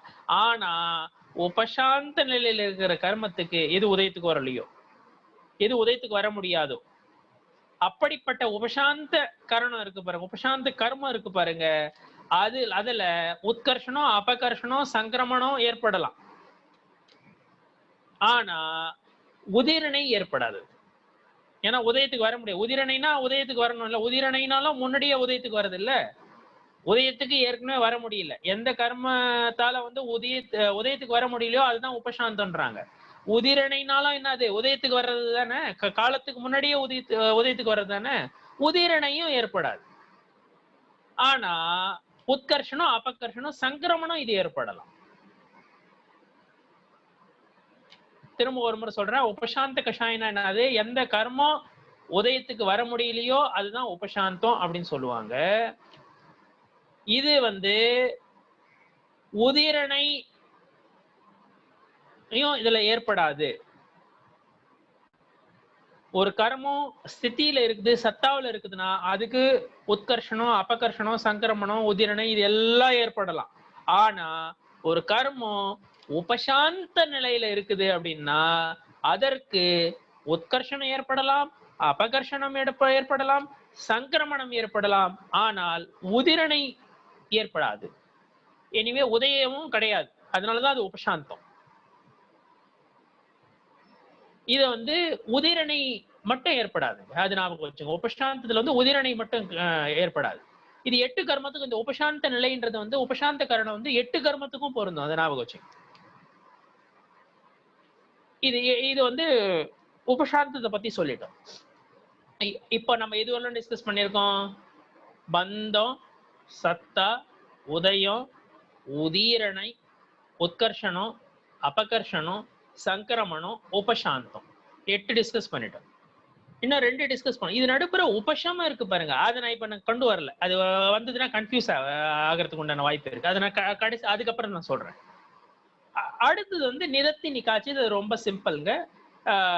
நிதத்தி நிகாட்சின்றது என்னது, எந்த கர்மம், அதாவது சங்கிரமணமோ உதீரணை எந்த பிரகிருதிகளுக்கு நிகழாதோ, சங்கிரமணம் உதிரணைக்கு எந்த பிரகிருதிகள் வந்து ஏற்றவை அல்லவோ, எந்த பிரகிருதிகள்ல வந்து சங்கிரமணம் உதிரணை ஏற்படுவதில்லையோ அது நிதத்தி அப்படின்னு சொல்லுவாங்க. அடுத்தது நிகாச்சித்தம்.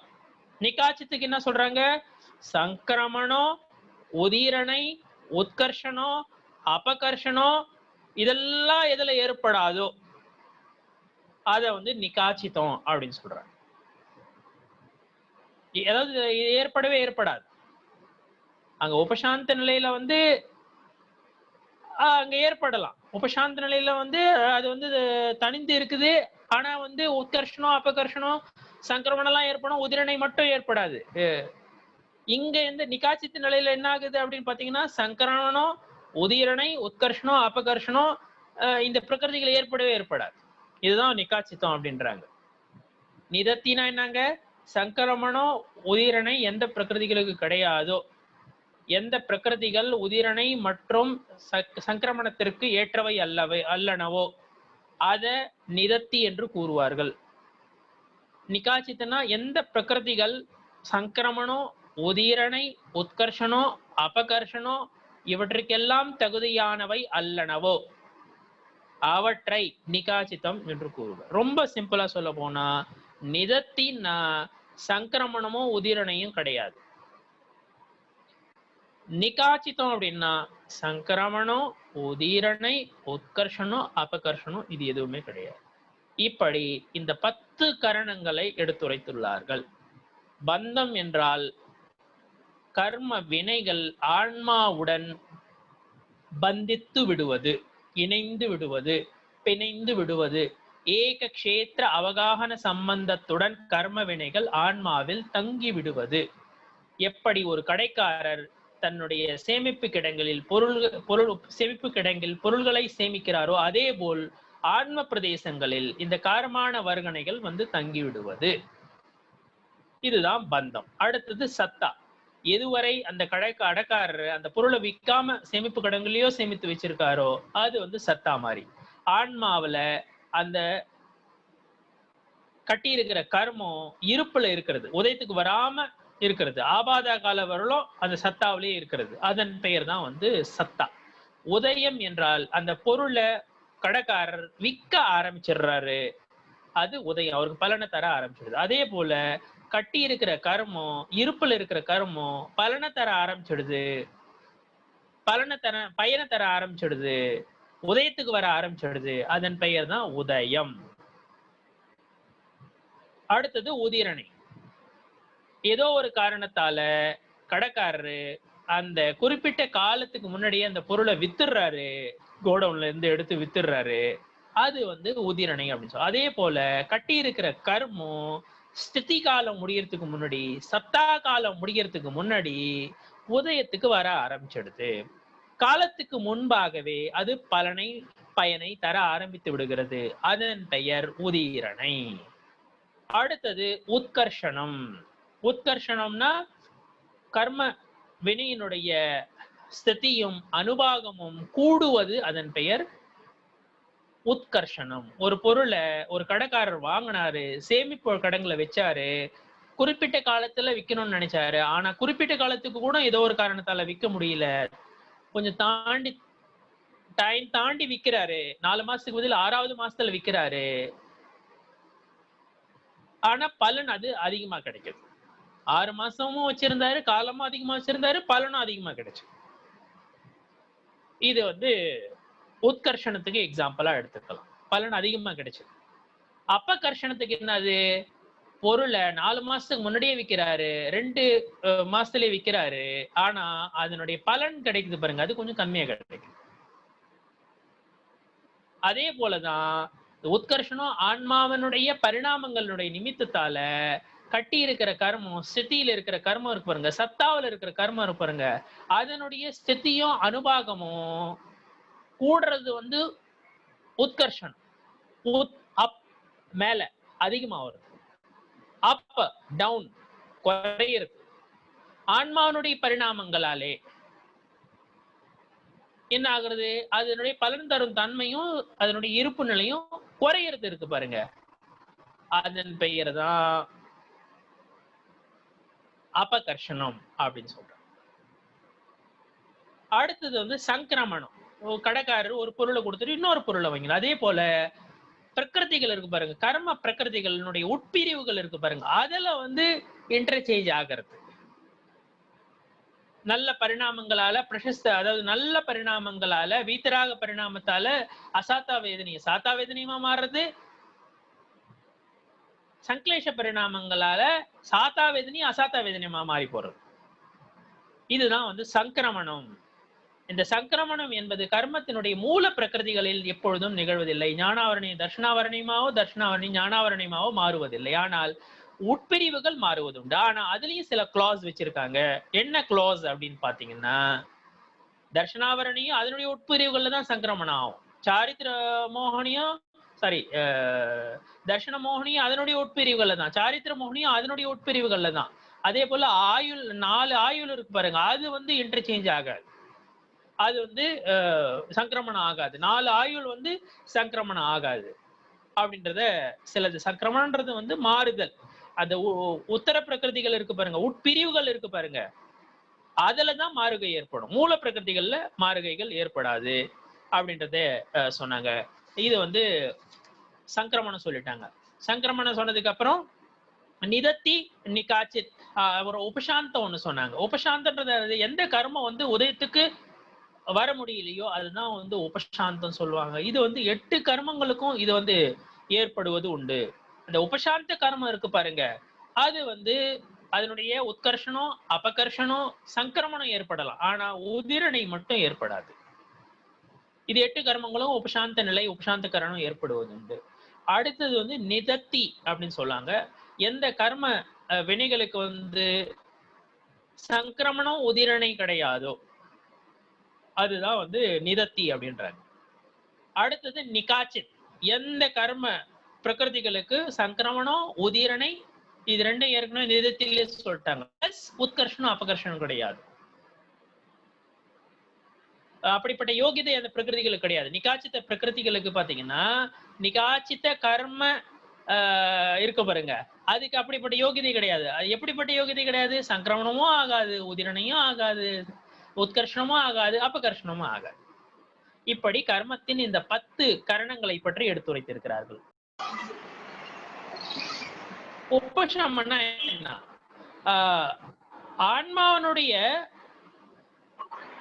ஆன்மாவுல கர்மங்களுடைய சக்தி இருக்கு பாருங்க, கர்மனுடைய அந்த பயன் தரும் தன்மை இருக்கு பாருங்க, அது ஏதோ ஒரு காரணத்தால வெளிப்படாமல் போறது, அதன் பெயர் தான் வந்து உபசமங்க.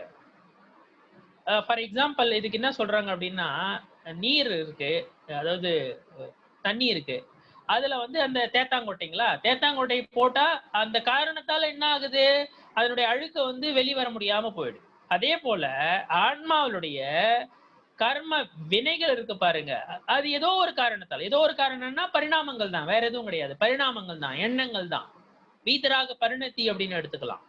அந்த மோகராக துவேஷ எல்லாம் இல்லாத அந்த பரிணதி இருக்கு பாருங்க, வீதராக பரிணதி, பற்றற்ற பரிணதி இருக்கு பாருங்க, பற்றற்ற எண்ணங்கள் இருக்குன்னு பாருங்க, அந்த பற்றற்ற சிந்தனை இருக்கு பாருங்க, பற்றற்ற ஆன்மாவில் ஆழுதல் இருக்கு பாருங்க, அந்த வீதராக பாவம் இருக்கு பாருங்க. அதனால இந்த கர்ம வினைகள் வந்து பலன் தரும் தன்மை வந்து இழந்துடுது, ஒரு குறிப்பிட்ட காலத்துக்கு இழந்துடுது, பலன் தரும் தன்மையை இழந்துடுது. அது அதனுடைய சக்தி இருக்கு பாருங்க, அது வெளிப்படாம போயிடுது. எப்படி வந்து தேத்தாங்கொட்டை போட்ட உடனே அந்த அழுக்கு வந்து கீழே போய் படிஞ்சிடுதோ, அது வேலை வர முடியாம போயிடுதோ ஒரு குறிப்பிட்ட கரு, அதுவும் திருப்பி நான் வந்து இது போட்டு ஆட்டணும்னு வச்சுங்க, கரண்டி போட்டு ஆட்டணும்னா அது திருப்பி வெளியே வந்துடும், அது தனி விஷயம். ஆனா அந்த தேத்தாங்கொட்டை போட்டதுனால அழுக்கு கீழே போய் படிஞ்சிருச்சு, அந்த காரணத்தினால அது வந்து அந்த அழுக்கு வந்து மேல வரல. அதே போலதான் கர்ம வினைகளினுடைய ஏதோ மைக் ஆன்ல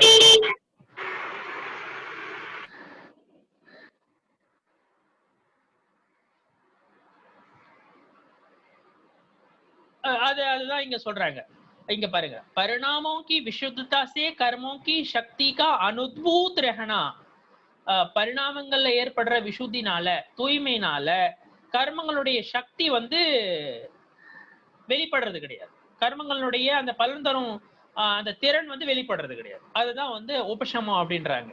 உபசமம் வந்து தர்ஷன மோகனியத்துக்கும் சாரித்திர மோகனியத்துக்கு மட்டும்தான் ஏற்படும் ஒன்று.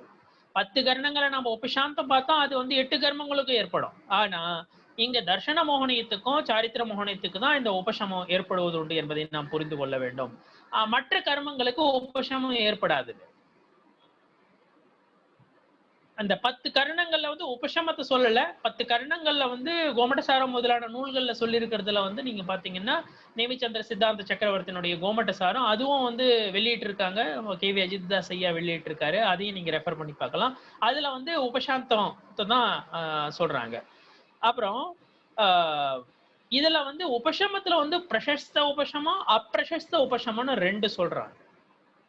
பிரசஸ்த உபசமம் அப்பிரசஸ்த உபசமம். பிரசஸ்த உபசமம்னா என்ன, அப்பிரசஸ்த உபசமம்னா என்ன? அதாவது சமயத்துவம் ஏற்படுறதுக்கு முன்னாடி அந்த கரணலப்தி காலம் அப்படின்னு சொல்லுவாங்க. தேசனாலப்தி, பிராயோகிய லப்தி, க்ஷயோபசம லப்தி,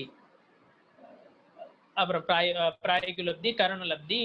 அதுக்கப்புறம் அந்த கரணலப்தி முடிஞ்ச உடனே கரண லப்தியினுடைய கடைசி நேரம் இருக்கு பாருங்க, அதுக்கு அந்த கடைசி நேரத்துக்கு அப்புறம் வந்து சமயத்துவம் கிடைச்சிடுது. அந்த கரண லப்தி காலத்துல 3 கரணங்கள் ஏற்படுவது. அத கரணம், அபூர்வ கரணம், அணிவிருத்தி கரணம். இந்த கரணங்கள்லாம் வேற எதுவும் இல்லைங்க, அந்த பரிணாமங்களுடைய மாறுகைகள் இருக்கு பாருங்க, அது ரொம்ப டிராஸ்டிக் மாறுகைகள் இருக்கும், ரொம்ப அதிகமான மாறுகைகள் இருக்கும். அதுதான் நான் சொன்னேன், ஒரு என்னுடைய அந்த லப்திகள் பத்தி ஒரு லெக்சர் ஒன்று இருக்கும், அதில் நீங்க கேளுங்க. அதான் ஏன்னா அது வந்து அது எடுத்துக்கிட்டா 1 மணி நேரம் மினிமம் ஆகும். அதான் கூட நீங்க ரெஃபர் பண்ணி பாருங்க, அந்த ஜெயின் டியூப்ல போய் அதை ஒன்று பாருங்க. அந்த பஞ்சலப்தி பத்தி ஒரு கிளாஸ் ஒன்று இருக்கும், அதை நீங்க கேட்டீங்கன்னா அந்த 3 கரணன்றது எவ்வளவு வந்து விவரமானது அப்படின்றது உங்களுக்கு புரியும். அந்த 3 கரணங்களால மோகனீய கர்மத்தினுடைய உபசமம் ஏற்படுவது. மோகனீய கர்மம் வந்து பலனை தராம போயிடும். அதுதான் வந்து பிரசஸ்த உபசமம் அப்படின்னு சொல்லுவாங்க. இன்னொன்னு பிரசஸ்த உபசமம் அப்படின்னா என்ன அப்படின்னு சொல்றதுக்கு இன்னொரு விதத்துல எப்படி எடுத்து இதை சொல்லலாம் அப்படின்னு பாத்தீங்கன்னா, எதிர்காலத்துல வந்து ஒரு கர்மம் வந்து உதயத்துக்கு வரணும். ஆனா ஆன்மாவினுடைய பரிணாமங்களோட நிமித்தத்தால எதிர்காலத்துல உதயத்துக்கு வர வேண்டிய அந்த கர்ம வினைகள் முதல்ல வந்துடும், இல்ல அதுக்கப்புறம் வரும். ஒரு குறிப்பிட்ட கால அளவுக்கு வராது, உதயத்துக்கு வராது. கேளுங்க என்ன சொல்றேன்னு கேளுங்க. இந்த பிரசஸ்த உபசமத்துல என்ன ஏற்படும்? பிரசஸ்த உபசமம் மோகனீய கர்மத்துல இது மட்டும் தான் ஏற்படுங்க. தர்ஷன மோகனியத்துக்கும் சாரித்திர மோகனியத்துக்கும் மட்டும்தாங்க ஏற்படும் பிரசஸ்த உபசமம். இது வந்து இந்த பிரசஸ்த உபசமம் இருக்கு பாருங்க, இது அத கரணம், அபூர்வ கரணம், அணிவிருத்தி கரணம். இந்த கரண பரிணாமங்கள் 3 கரண பரிணாமங்கள் என்று கூறுவது உண்டு. இந்த 3 கரண பரிணாமங்கள் சமயத்துக்கு முன்பு ஏற்படும், அந்த காலத்தால் தான் அங்க ஏற்படும். அப்புறம் பிரசஸ்த உபசமம் வந்து தர்ஷன மோகனியும் சாரித்திர மோகனியத்துல மட்டும்தாங்க ஏற்படும், வேற எந்த கர்மத்திலும் ஏற்படாதுங்க. இதுல இந்த பிரசஸ்த உபசமல இன்னொன்னு என்னன்னு பாத்தீங்கன்னா, எதிர்காலத்துல ஒரு கர்மம் வந்து உதயத்துக்கு வரணும், பலனை தரணும். அது எதிர்காலத்துல பலனை தரத்துக்கு முன்னாடி, அதாவது எதிர்காலத்துல பலனை தர வேண்டிய அந்த கர்மம் இருக்கு பாருங்க, அது முன்னாடியே தந்துரும், இல்ல அதுக்கு காலம் தாழ்ந்து அது பலனை தரும். புரியுதுங்களா நான் என்ன சொல்றேன்னு? எதிர்காலத்துல ஒரு கர்மம் வந்து உதயத்துக்கு வரணும். அந்த எதிர்காலத்துல கரெக்டா அந்த குறிப்பிட்ட காலத்துக்கு உதயத்துக்கு வராம முன்னாடியே பலனை தந்துரும், இல்ல அதுக்கு அப்புறம் தரும். அப்படிப்பட்ட ஒரு நிலை ஏற்படும். அதுதான் வந்து அந்த கரண ரூப உபசமம், அந்த கரண உபசமம். அதுதான் வந்து அந்தர்கரண உபசமம் அப்படின்னு சொல்லுவாங்க. அது வந்து அந்தர்கரண உபசமம் அப்படின்னு சொல்லுவாங்க. இது வந்து ஔபசமிக்க சமயத்துவம் ஏற்படுது பாருங்க. ஔபசமிக சமயத்துவம், க்ஷாயோபசமிக சமயத்துவம், க்ஷாயிக சமயத்துவம். சமயத்துவம் 3 விதமா சொல்றாங்கல்ல. க்ஷாயோபசமிக சமயத்துவம் இருக்கு பாருங்க, அதை வேதக சமயத்துவம் அப்படின்னு கூட சொல்லுவாங்க. அதனுடைய ஸ்திதி தாங்க இருக்கிறதுலே அதிகம். 66 கோடி கடற்கால வரலும் வந்து அது இருக்கலாம். 66 கோடி கடற்கால வரலும் அது வந்து இருப்புல இருக்கலாம், அவ்வளவு நாளும் நிலைத்து இருக்கலாம். க்ஷயோபசமத்தினுடைய ஸ்திதி தான் அதிகம். ஏன்னா க்ஷாயிக் சமயத்துவம் கிடைச்சதுன்னா 8 பாவத்துல மேக்சிமம் மோட்சம் போயிடுவாங்க. ஔபசமிக் சமயத்துவம் கிடைச்சதுன்னு வச்சுங்க, அது அந்தர்முகத்திலே விட்டு போயிடும், அதுக்கு மேல நீடிக்காது. ஆனா க்ஷாயோபசம சமயத்துவம் இருக்கு பாருங்க, க்ஷாயோபசமிக சமயத்துவம், அதை பத்திலாம் நம்ம பேசுவோம். இப்ப அந்த குணஸ்தானத்தை பத்தி பேசும்போது அதை பத்தி எல்லாம் பேசுவோம். அது நீண்ட காலம் கூட இருக்கும், அது நீண்ட காலம் இருக்கும். இப்போ இந்த பிரதம உபசம சமயத்துவம் ஏற்படுத்துங்க. உபசம சமயத்துவம் ஔபசமிக் சமயத்துவம்னு சொல்லுவோம். உபசம சமயத்துவம் தான் ஔபசமிக சமயத்துவம். அதுல வந்து இந்த தர்ஷன மோகன கர்மத்தினுடைய பிரசஸ்த உபசமம் தான் ஏற்படுது அப்படின்னு சொல்றாங்க. சிம்பிளா சொல்ல போனா பிரசஸ்த உபசமனா என்ன அப்படின்னு பாத்தீங்கன்னா, முதல்ல உபசமனா என்னங்க, பரிணாமங்களுடைய விசுத்தியால, பரிணாமங்களுடைய தூய்மை தன்மையால கர்மங்களுடைய சக்தி வெளிப்படாமல் போகுவது, அல்லது கர்மங்களுடைய பலன் தரும் தன்மை வெளிப்படாமல் இருப்பது, அதன் பெயர் தாங்க உபசமம். பிரசஸ்த உபசமனா என்னங்க, பிரசஸ்த உபசமம் என்பது தர்ஷன மோகனியம் மற்றும் சாரித்திர மோகனியத்திற்கு மட்டும்தான் உண்டு. இந்த பிரசஸ்த உபசமம் மூன்று கரண நிகழ்வுகள், சமயத்திற்கு முன்பு ஏற்படும் 3 கரண நிகழ்வுகள் ஏற்படும் நேரத்தில் இந்த பிரசஸ்த உபசமம் ஏற்படுவது உண்டு அப்படின்றத நம்ம புரிஞ்சுக்கணும். அடுத்து இதுல இன்னும் என்னன்னு பாத்தீங்கன்னா, இதுல அந்தர்கரணம் அப்படின்னு ஒண்ணு சொல்றது உண்டு. ஒரு எதிர்காலத்துல ஒரு குறிப்பிட்ட நேரத்துல உதயத்துக்கு வர வேண்டிய கர்ம வினைகள் முன்னாடியே அந்த பலனை தர்றது, அல்லது சில காலம் கழிச்சு பலனை தர்றது, இப்படிப்பட்ட நிலைகள்லாம் இந்த பிரசஸ்த உபசமத்தில் ஏற்படும். கொஞ்சம் புரியறதுக்கு சில நேரங்கள்ல டைம் கூட எடுத்துக்கலாம். திரும்ப ரெஃபர் பண்ணி பாருங்க, எதனா டவுட் இருந்தாலும் இதுல கேளுங்க. அடுத்ததாக அப்பிரசஸ்த உபசமம்னா என்னங்க? இது உபசமத்தினுடைய இன்னும் அப்பிரசஸ்த உபசமம். இன்னொன்னுனா பிரசஸ்தனா நல்ல பிரகாசமான, அப்பிரசஸ்தனா பிரகாசம் இல்லாத, நல்லது இல்லை அப்படின்றது ஒரு அந்த சொல்லுக்கு அப்படிப்பட்ட அர்த்தம் உண்டு. பிரசஸ்தனா புண்ணியம், அப்பிரசஸ்தனா பாவம் அப்படின்ற சொற்களை கூட ஆள்றாங்க. அப்பிரசஸ்த உபசம் என்னன்றாங்க, சதவஸ்தா ரூப் உபசமம் அப்படின்னு சொல்லுவாங்க. சதவஸ்தா ரூப் அப்பிரசஸ்த உபசம் சதவஸ்தா ரூப். அதாவது இதுல என்ன அப்படின்னு பாத்தீங்கன்னா, வர்த்தமான காலத்துல, அதாவது நிகழ்காலத்தை மட்டும் விட்டுருங்க. நிகழ்காலத்தை விட்டுட்டு எதிர்காலத்துல வர வேண்டிய உதயம் இருக்கு பாருங்க, எதிர்காலத்துல ஏற்பட வேண்டிய கர்ம உதயம் இருக்கு பாருங்க, அது உதயத்துக்கு வராம சத்தாவிலே இருக்கிறது, இருப்பிலே இருக்கிறது. அதன் பெயர் தான் அப்பிரசஸ்த உபசமம் அப்படின்னு சொல்லுவாங்க. எதிர்காலத்தில் பலனை தர வேண்டிய அல்லது உதயத்திற்கு வர வேண்டிய கர்ம வினைகள் பலனை தராமல் உதயத்திற்கு வராமல் இருப்பில் இருப்பது, சத்தாவில் இருப்பது, அதன் பெயர்தான் அப்பிரசஸ்த உபசம். பிரசஸ்த உபசம்ல என்ன பாத்தீங்கன்னா, எதிர்காலத்துல வர வேண்டிய அந்த உதயத்துக்கு வர வேண்டியது முன்னாடியே வந்துடும், இல்லைன்னா கொஞ்சம் தாண்டி வரும் அப்படின்னு சொன்னோம். அது பிரசஸ்த உபசம்ல பார்த்தோம். இங்க அப்பிரசஸ்த உபசம்ல என்ன பார்க்கிறோம் அப்படின்னு பாத்தீங்கன்னா, எதிர்காலத்துல உதயத்துக்கு வர வேண்டிய அந்த கர்ம வினை, உதயத்துக்கு வர வேண்டிய கர்ம வினை, பலனை தர வேண்டிய கர்ம வினை உதயத்திற்கு வராமல் பலனை தராமல் சத்தாவில் மட்டும் இருக்கும், இருப்பில் மட்டும் இருக்கும். அதுதான் அப்பிரசஸ்த உபசமம் என்று கூறுவார்கள். இன்னும் சொல்ல போனா, ரொம்ப சிம்பிளா சொல்ல போனா, அப்பிரசஸ்த உபசமம்னா என்னன்னு ரொம்ப சிம்பிளா சொல்ல போனா, உதயத்துக்கு வராம இருக்கிறது, அதன் பெயர் தான் அப்பிரசஸ்த உபசமம். உதயத்துக்கு வராம இருக்கிறது, கர்மம் உதயத்துக்கு வராம இருக்கிறது, அதன் பெயர் அப்பிரசஸ்தம்.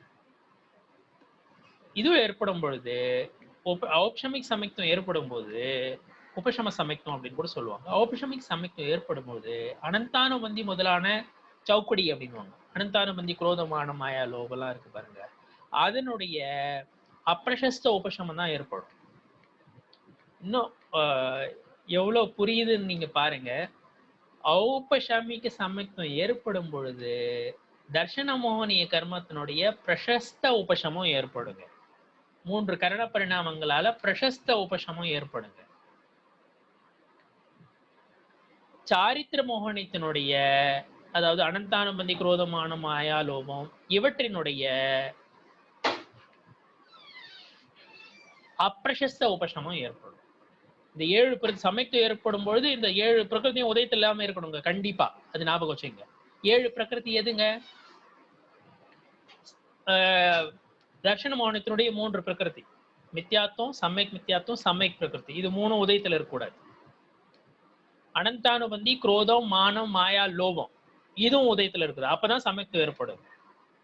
அந்த முதல்ல 3 சொன்ன பாருங்க, தர்ஷன மோகனத்தினுடைய 3 பிரிவுகள், உட்பிரிவுகள். மித்யாத்துவம், சமயக் மித்யாத்துவம், சமயக் பிரகிருதி. அதனுடைய பிரசஸ்த உபசமம் ஏற்படுது கரண பரிணாமங்களால, 3 கரண பரிணாமங்களால். அனந்தானுபந்தி குரோதம் மான மாயா லோபம் இருக்கு பாருங்க, இது சாரித்திர மோகனத்தினுடைய பிரிவுகள், உட்பிரிவு. இதனுடைய அப்பிரசஸ்த உபசமம் ஏற்படும். அதனுடைய பிரசஸ்த உபசமம், இதனுடைய அப்பிரசஸ்த உபசமம் ஏற்படும் அப்படின்றத இங்க சொல்றாங்க. இத இங்க சொல்லியிருக்காங்க. இப்படி இத நம்ம புரிஞ்சுக்கணும். இதுல என்ன டவுட் இருக்குங்களா? கொஞ்சம் இந்த கடைசியா சொல்லியிருக்கேன் பாருங்க, இந்த உபசமத்துல 2 சொல்லியிருக்கேன்.